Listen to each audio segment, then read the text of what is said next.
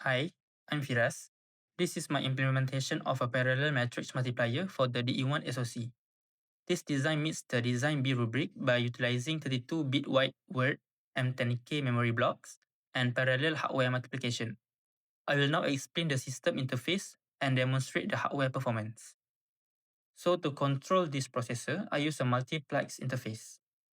So key 0 is my system reset, which clears the internal memory and returns the FSM to the idle state. Key 1 is my start button, which triggers the FSM to load data and begin computation. Switch 0 is the dataset selector. This is critical because it toggles between standard test data and the corner case stress test dataset, which is 0, 128, and 255 required by the project. So switch 2 and switch 1 act as the display marks. It allows me to toggle the hex display between system checksums, cycle counts, and specific cell inspection. Switch 3, 4, 5, and 6 sets the address pointer, allowing me to pinpoint any of the 16 result cells in memory.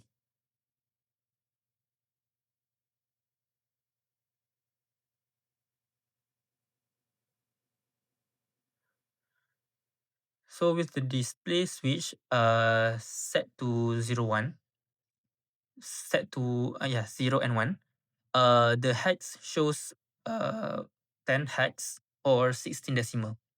So in a sequential design A, the processor would loop 4 times per cell, requiring 64 cells cycles. By storing 4 8-bit values per word in M10K memory, I feed 4 multipliers simultaneously, calculating all 16 matrix cells in exactly 16 cycles, which prove my parallel architecture achieve a 4 times throughput increase over sequential designs.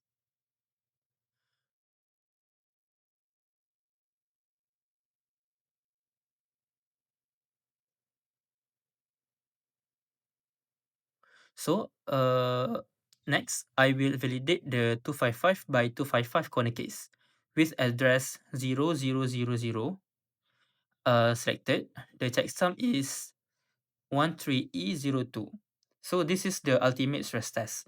Multiplying the maximum values 255 results in 81,410 in decimal. Because I implemented 20-bit accumulators, the hardware holds this value precisely.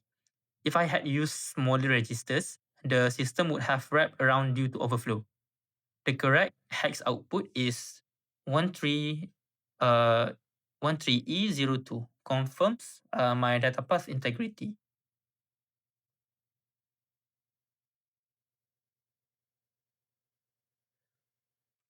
Okay, so to prove the routing logic is correct, I'll target the address 1000, which is row 2, column 0. So the routing logic is the core of design B. By storing 4 values per memory word, the FSM must slice the 32-bit bus into 4 8-bit channels. Seeing 983 validates that the slice A, which is correctly mapped out to the third multiplier unit. And if the routing were faulty, the output would be a garbage data.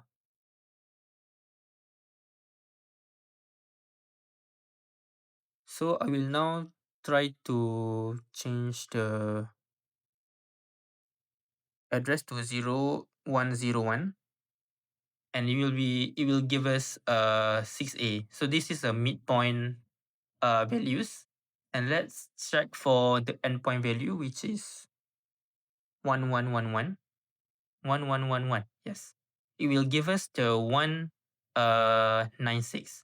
So these successful spot checks prove the entire matrix calculation is consistent across all 16 memory address. So through this demonstration, I have verified the M10K memory efficiency, the one cycle parallel throughput, and the mathematical accuracy of the final matrix across the entire memory space.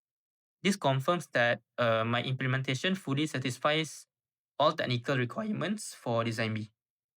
Thank you.